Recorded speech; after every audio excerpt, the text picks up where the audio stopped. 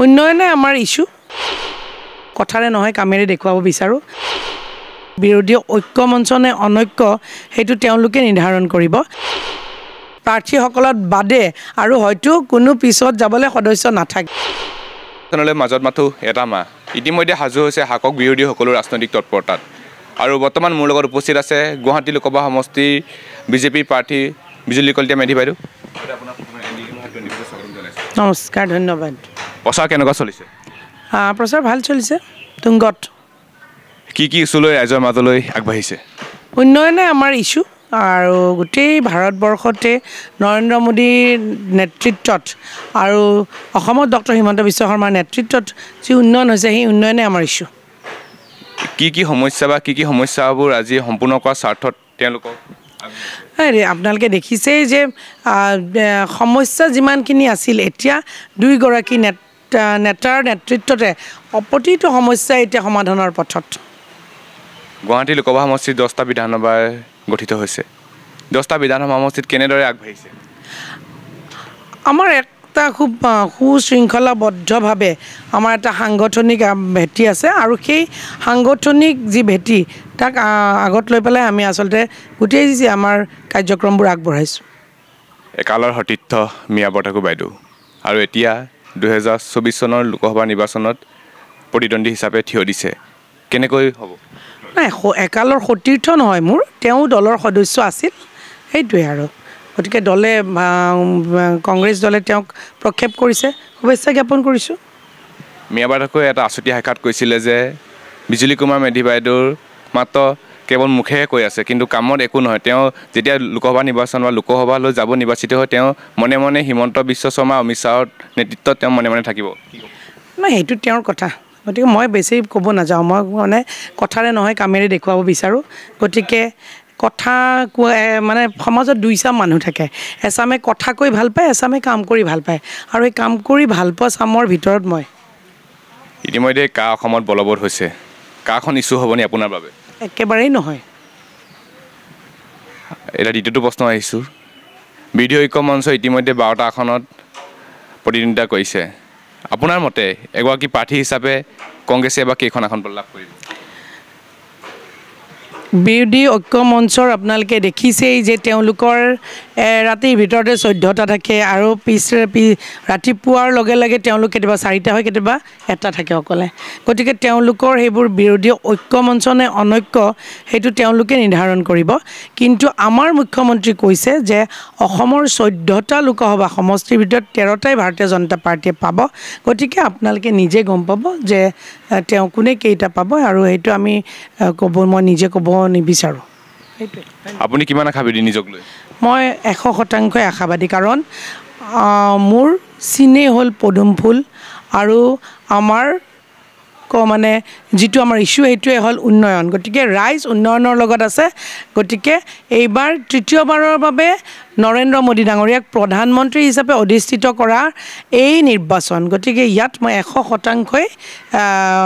মই বিশ্বাসী যে নৰেন্দ্ৰ মোদী ডাঙৰীয়াক আকৌ তৃতীয়বাৰৰ বাবে প্ৰধানমন্ত্ৰী আসনত অধিষ্ঠিত কৰিব সাধাৰণ জনসাধাৰণে যদি আপুনি লোকসভা নিৰ্বাচনলৈ আগবাঢ়ে বা লোকসভাত জিকে তেনে কি প্ৰধান সমস্যা কি হ'ব আপোনাৰ প্ৰধান কি চাওক এতিয়া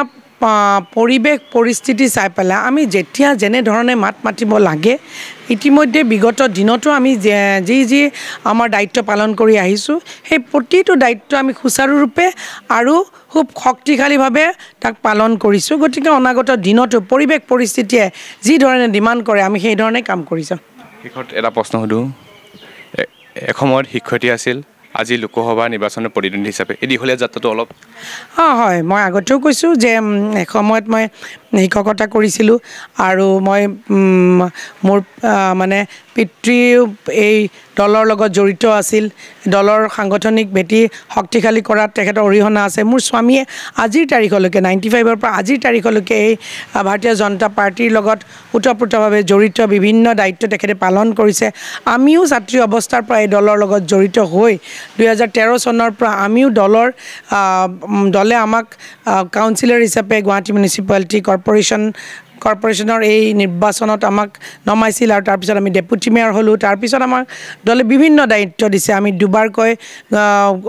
সদৌ অসম মানে মহিলা মৰ্চাৰ বিজেপি মহিলা মৰ্চাৰ ৰাজ্যিকৰ সভানেত্ৰীৰ দুবাৰকৈ দায়িত্ব পালন কৰিছোঁ তাৰপিছত দলে আমাক দলৰ উপসভানেত্ৰীৰ দায়িত্ব দিছে দলে আমাক কোৰ কমিটিৰ মেম্বাৰ বনাইছে আৰু আজি দলে আমাক গুৱাহাটীৰ নিচিনা এক সন্মানীয় লোকসভা সমষ্টিত প্ৰাৰ্থী হিচাপে প্ৰক্ষেপ কৰিছে গতিকে আমাৰ এই যি জয় যাত্ৰা আমি যিদৰে কষ্ট কৰিছোঁ যিদৰে সকলোকে একত্ৰিত কৰি আগুৱাই নিয়াৰ চেষ্টা কৰিছোঁ আৰু দলক শক্তিশালী কৰাৰ চেষ্টা কৰিছোঁ ঠিক তেনেদৰে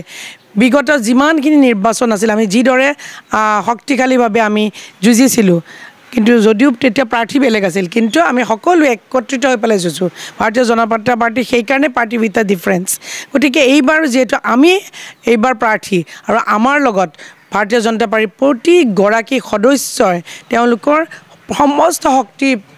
তেওঁলোকে লগাইছে আৰু আমি এই যুঁজ খুব সুন্দৰভাৱে যুঁজিম আৰু আগন্তুক দিনতো আমি শক্তিশালীভাৱে ৰাইজৰ প্ৰতিটো তেওঁলোকৰ কথা উত্থাপন কৰিবলৈ আমি দৃঢ় মানে বিশ্বাসী যে আমি এইটো কৰিব পাৰিম আৰু সেইকাৰণে দলে দিছে আমাক আপোনাৰ দেখি আহিছিলোঁ যে প্ৰাৰ্থিত্ব পোৱাৰ পিছদিনাৰ পৰা আপুনি যোগদান কাৰ্যসূচী কৰি আহিছে আৰু অনাগত দিনত কিমান আপোনালোকে দেখিছে যে প্ৰতিদিনেই এতিয়া ভাৰতীয় জনতা পাৰ্টিৰ প্ৰতি ইমান আকৃষ্ট হৈছে কাৰণ সকলো ৰাইজ উন্নয়নৰ লগত থাকিব খোজে গতিকে আভুৱা ভাৰী ডাঙৰ ডাঙৰ মিছা কথা কোৱা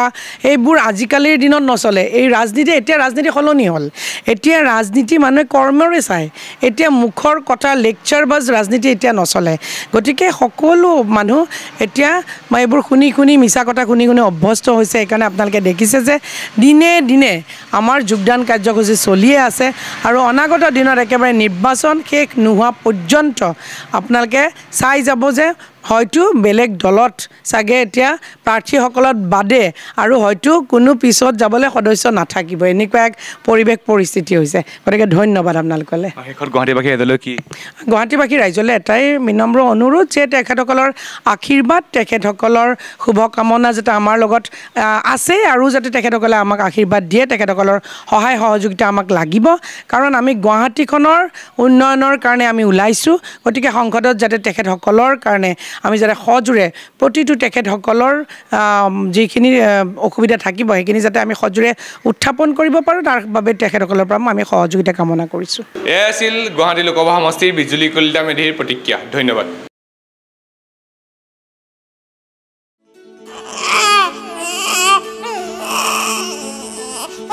অভিনন্দন আপোনাৰ এজনী ছোৱালী জন্ম হৈছে